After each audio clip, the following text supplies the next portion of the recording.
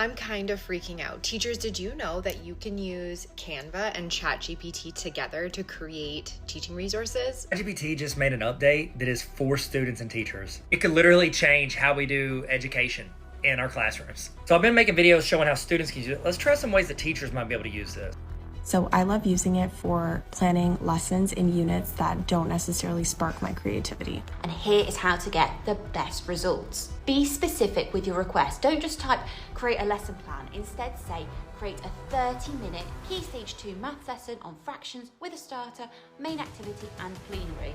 The more information you give it, the more it will produce. A few months ago, a teacher in South Korea went viral for using ChatGPT to create an entire lesson plan in minutes. Parents called her a genius. Other teachers called her a cheat. But everyone agreed on one thing. The future of teaching had finally arrived.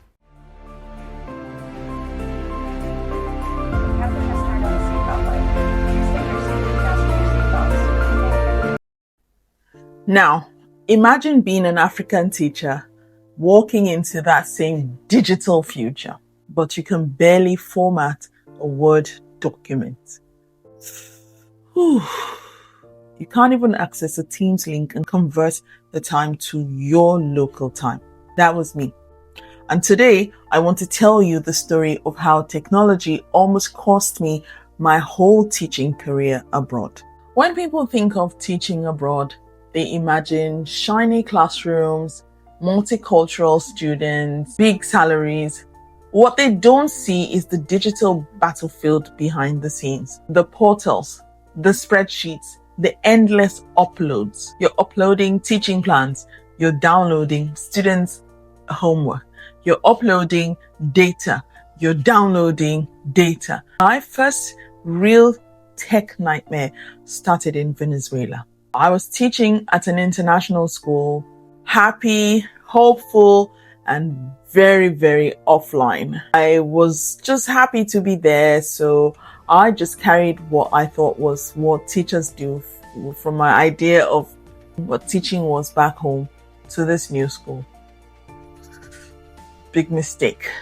Because one day, my principal asked for a performance review report on Microsoft Word. Easy, right? Not for me. I stared at that screen for hours, completely lost. My brain was mashed. Eventually, I had to beg my 5-year-old son to teach me how to use Microsoft Word because he was learning how to use Microsoft Word at school. My 5-year-old son who was attending the same school that I was teaching at. So you can imagine, he was being taught, but because I was in the early years, I was escaping that. That moment was funny until I realized my job depended on it. Fast forward a few years later, I was now in the United States. Everyone was talking about data-driven teaching. The curriculum required endless amounts of spreadsheets to be uploaded for the children's data. After crashing out a few times, I remember phoning my sister, long distance, begging her to walk me through Excel formulas. Imagine paying international call rates because you don't know how to calculate percentages in a spreadsheet. Simple formula, click here, click there. I didn't know how to do it, so it felt like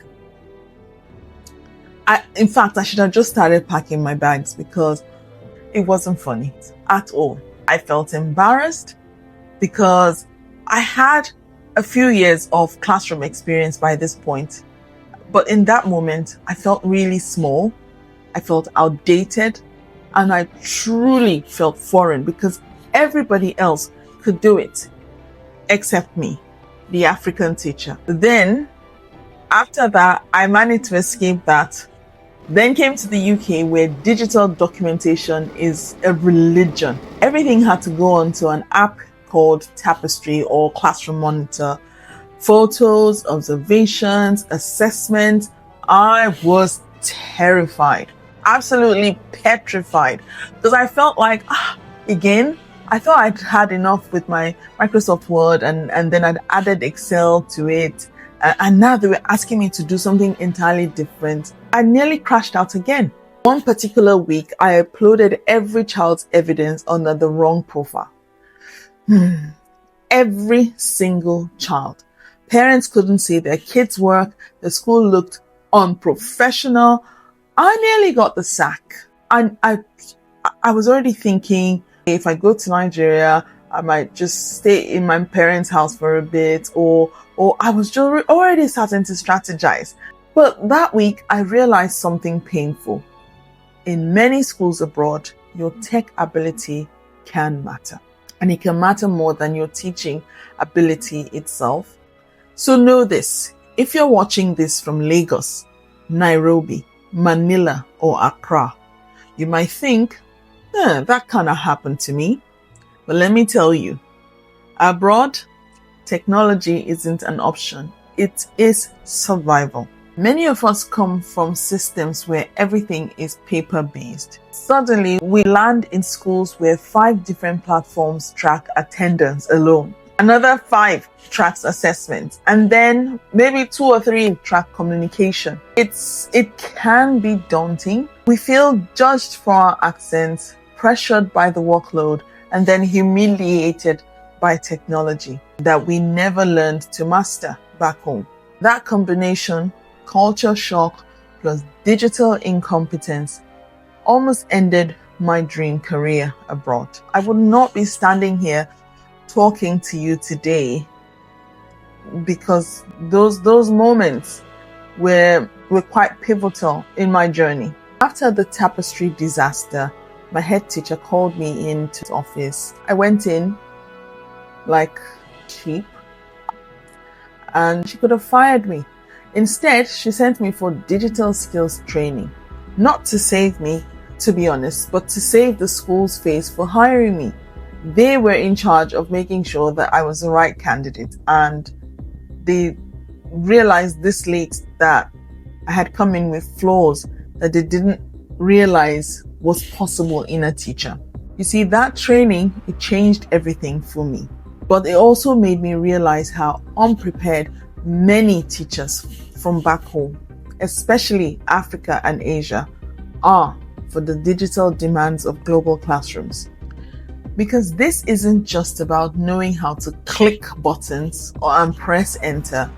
It's about confidence, adaptability, and pride. It's about learning how to walk into any school, anywhere in the world, and not feel less. In part 2, I'll share exactly how I went from terrified to tech confident, the tools every teacher should master before stepping into a classroom abroad, and how AI and EdTech are quietly rewriting what it means to be a good teacher.